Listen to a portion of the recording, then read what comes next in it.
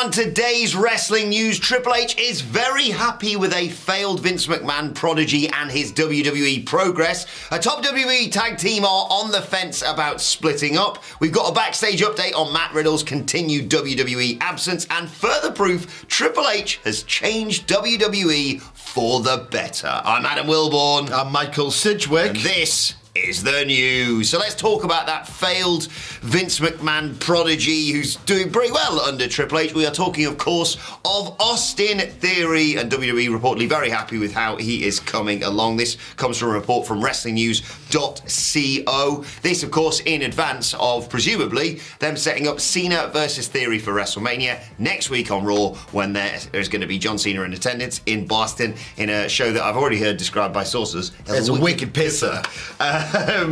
Now, of course, there was talk previously of different matches for John Cena. We reported on that yesterday. But apparently, Cena is keen to work with someone like Theory. The reports are, spoilers, he's probably going to put him over at WrestleMania. No real surprise there. And apparently, they filmed some stuff in December when Cena was last there that will further set up this match. What do you make of Austin Theory? Because it's been a bumpy ride since Triple H took over, I think it's fair to say. Look, they're happy with him.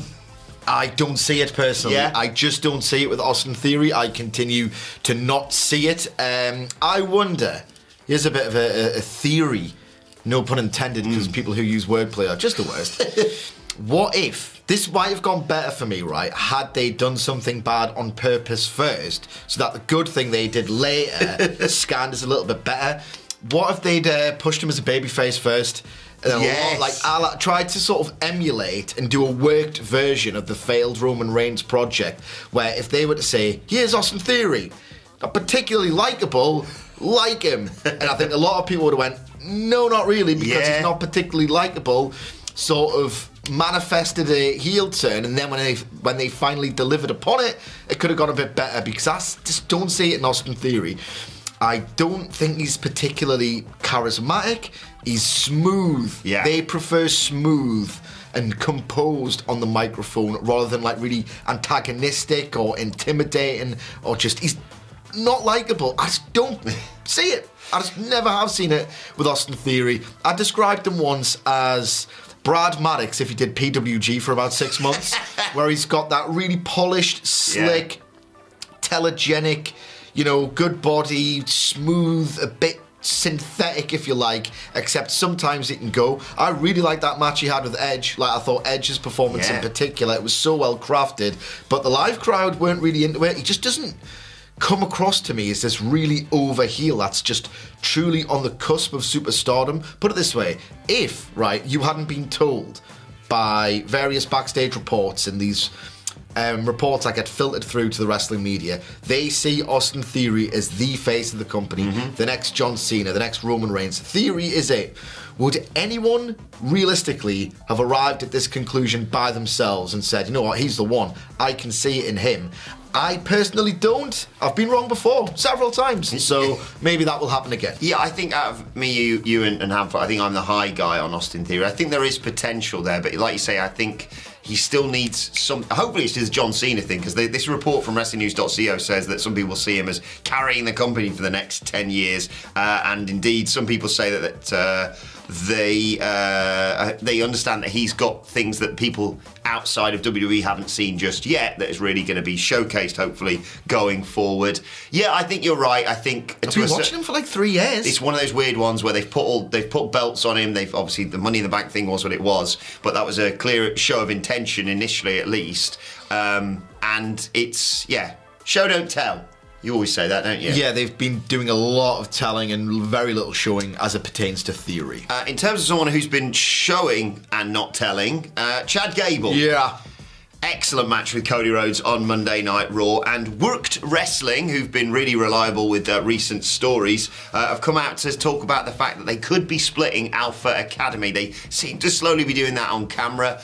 Ortiz is doing stuff with Maximum Male Models, whilst Chad Gable is just having, surprise, surprise, a banger with whoever he's put in the ring with. Apparently, the members of Alpha Academy, though, are, quote, on the fence regarding a split, simply because they're just genuine, close, real-life friends, and yeah, they probably like doing stuff together. But yeah, the reports, excitedly, are the fact that, yes, they could be doing more comedy stuff with Otis and Maximum Male Models, something, unsurprisingly, I'm a big fan of. But most importantly of all, Gable finally could be presented as a serious singles wrestler. Chad Gable's quite a good wrestler. Pass it on. Pass it on. The thing that's gonna... I don't want to piss on anyone's chips, because I love Gable. I think the vast majority of the commentariat will love Chad Gable. He's just a great professional wrestler.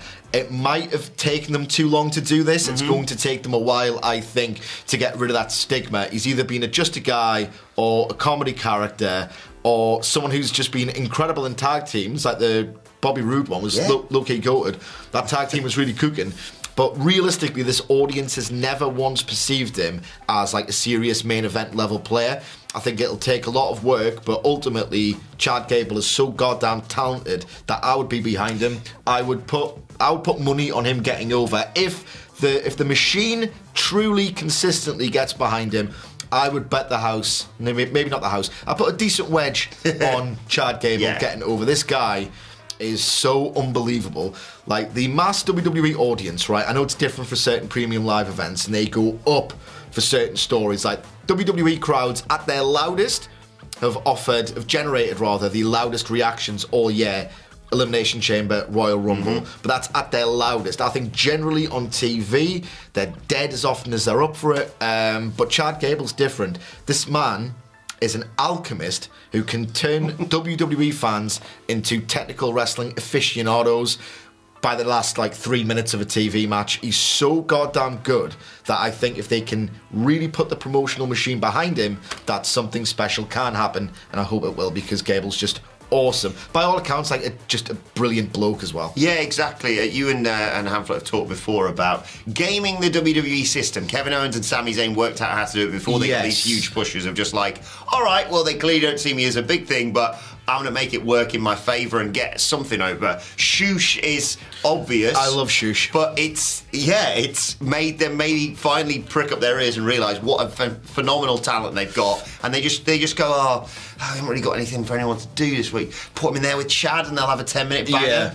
He's ridiculous. He's such a great utility player. Freak as well in terms of just catching people and chucking them about. Yeah, strength, technique, the intricacy of his moves that don't scan as too much for the WWE audience. I'm not saying that they're stupid or anything like that, but ultimately they don't really go in for big time technical wrestling, yet he's so good that he makes them fall in love with it. I really hope it happens for Chad Gable, because he's just amazing. And I think the Otis Maximum Male Models stuff will be a lot of fun as well. Yeah. Already started on that road, of course. Let's talk a little bit about Matt Riddle. There's an update on this coming from Dave Meltzer on Wrestling Observer Radio. Of course, he had that wellness policy violation, the second wellness policy violation in December. So he had a 60-day suspension that he served on the 13th of December. Obviously, those of you who concentrated in school will realise that's finished by now. Yes. Dave also provided an update on Wrestling Observer Radio that Riddle went to rehab but has now been out for a while. But there's still no word as to when Matt Riddle will be returning to television. Meltzer assumes he will be back at some stage, but believes that it could be a consequence of WWE not wanting to use Riddle for WrestleMania 39, maybe something they're holding for the aftermath of something like that. I love Riddle, but I don't think he's needed for anything storyline-wise right now, and obviously his well-being takes precedence here. He last wrestled on the 5th of December on Monday Night Raw when he teamed with Owens in a failed tag team title attempt. It's interesting, this, because you see occasional updates from Riddle on social media. There's always speculation about when he's going to be coming back, but yeah, it's one of those, I think, like I say, is he needed for a specific storyline for WrestleMania now? That WrestleMania card's already looking pretty stacked. Lord knows what's going on with Randy Orton, but most importantly of all, it's about him getting well and coming back right. Yeah, I don't love Riddle personally, and he's a bit of a liability. If you're looking at this, right, park my feelings of Matt Riddle or about Matt Riddle aside, right? Not the biggest fan of the guy. Looking at this through the lens of WWE, a family-friendly, publicly traded company, as much as that can be a complete facade, as we all know. I can't see them getting behind Riddle when he's at this stage in his life. It feels like it's spiraling out of control. I can understand why there's an apprehension to use them, and I'm just going to leave it at that. That's fair enough. Let's conclude by talking about how much WWE has changed for the better under Triple H. I love this report coming from Fightful Select. No crap, just Sapp, Sean Ross Sapp of Fightful Select. A ringing endorsement of Triple H's running of WWE simply because, think about how low the bar is for this. Monday Night Raw was finalised a full 24 hours in advance. Of course, a very different experience compared to the Vince era, where not only were they writing and rewriting the show because he'd rip stuff up hours, minutes, seconds before the show. There were some shows they were writing whilst the show was going on. It must be a relief, genuinely, for talent, that they can be told what's going to be happening on Sunday, turn up on Monday and go, oh, that's still happening. That's a relief. What? Hold up.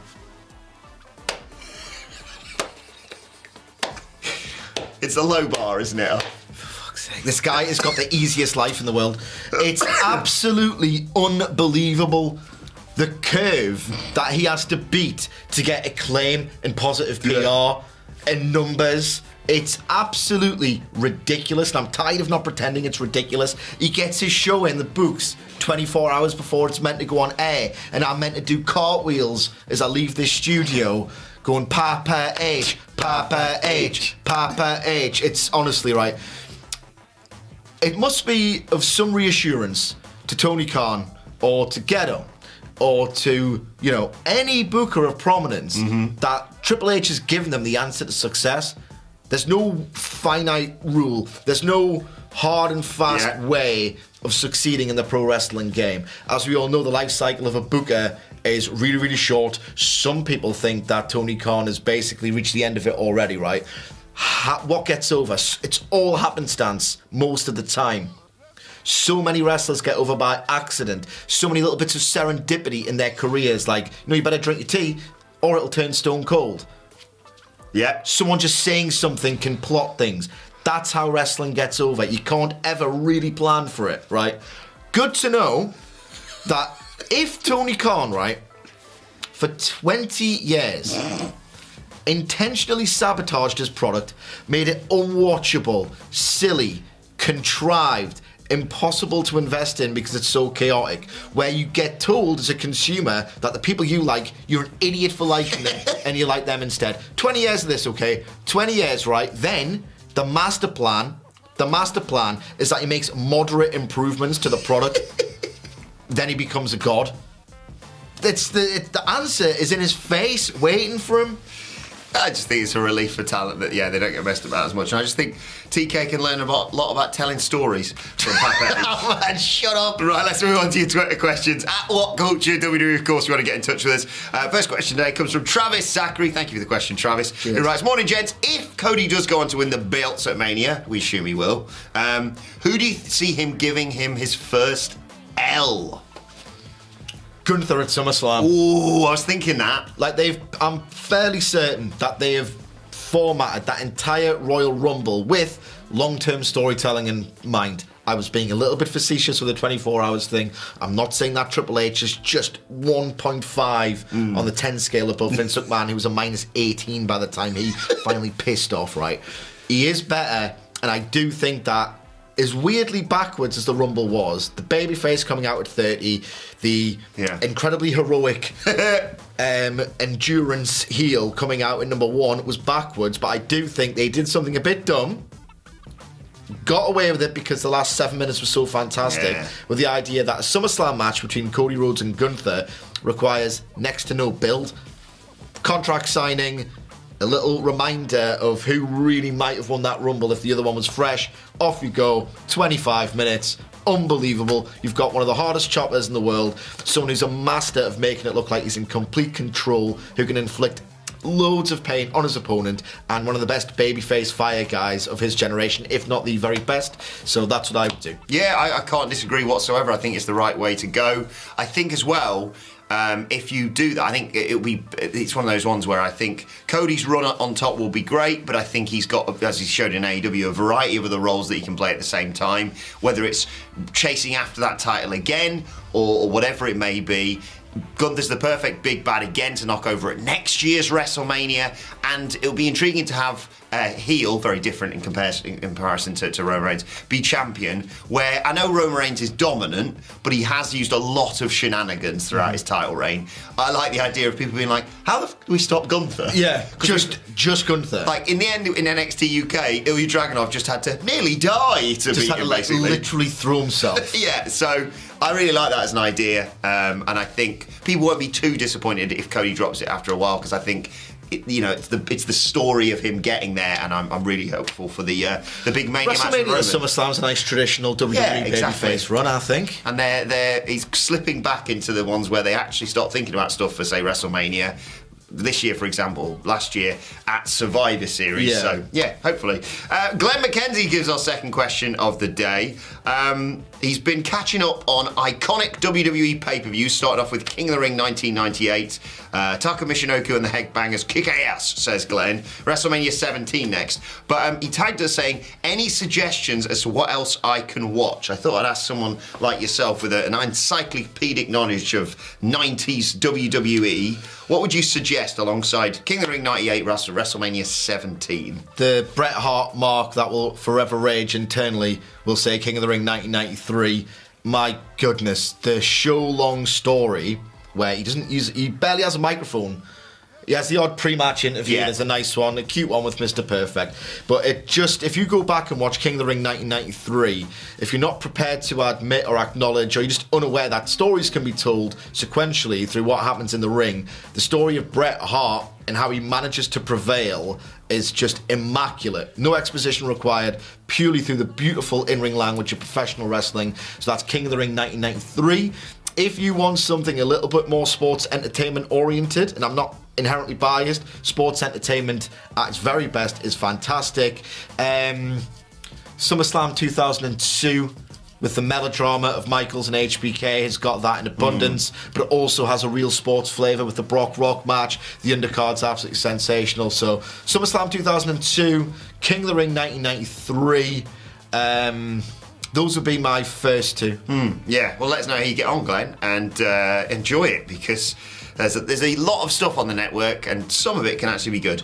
Sean Ackling gives us our final question of the day. Sean says, let's fantasy book Switchblade Jay White, whether in WWE or AEW. How would you book him, at least for the first few months? Jay White is like a dense novel, where you know it's good, but sometimes it can feel a little bit daunting to actually open those pages.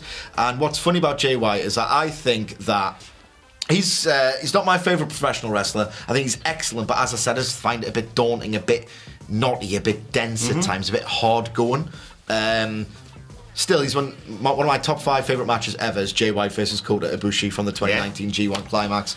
Absolute perfection. I think my other favourite Jay White match was against Trent Beretta on Rampage. There'll be some serious New Japan fans who are like wanting to throttle me for saying that. But ultimately, the more economic, like unfussy Jay White in a North American TV match really, really showed me something. So I think he could be a massive player in either AEW or WWE. I think when he's not asked to do a 40-minute Carter match, he's in fact much better. So I would rocket strap the guy. Where do you think he's going to end up? I think he's going to end up in WWE. Yeah. I think he's going to end up in WWE. I think he should absolutely bypass NXT. I think what a lot of people... I don't want to touch on that discourse that raged the other day because it's ridiculous. What a lot of people don't realise is someone with Jay White with bargaining power can just simply say, I'm not going to do that. Yeah. I'm just not going to do it. Like, certainly Kenny Omega or the Young Bucks could. I'm fairly certain Jay White is in a position now where if they say to him, oh, you should go through NXT first, he could just say...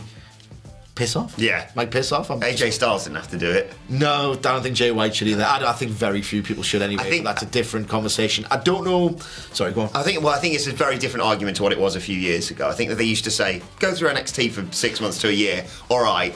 I love this new version of NXT. We need you to sell out a takeover arena. Yeah. But we need to tell you how to work. Yeah, Switchblade Jay White, the knife salesman. It's like, it doesn't work in the current. I love the current NXT, like I say, but it's very different place. Yeah, he's too serious a player. He's too talented. I would rocket strap him, and I would sort of just emulate the New Japan run. Bring him in as a massive deal, someone who's an instant game changer. He's already got everything.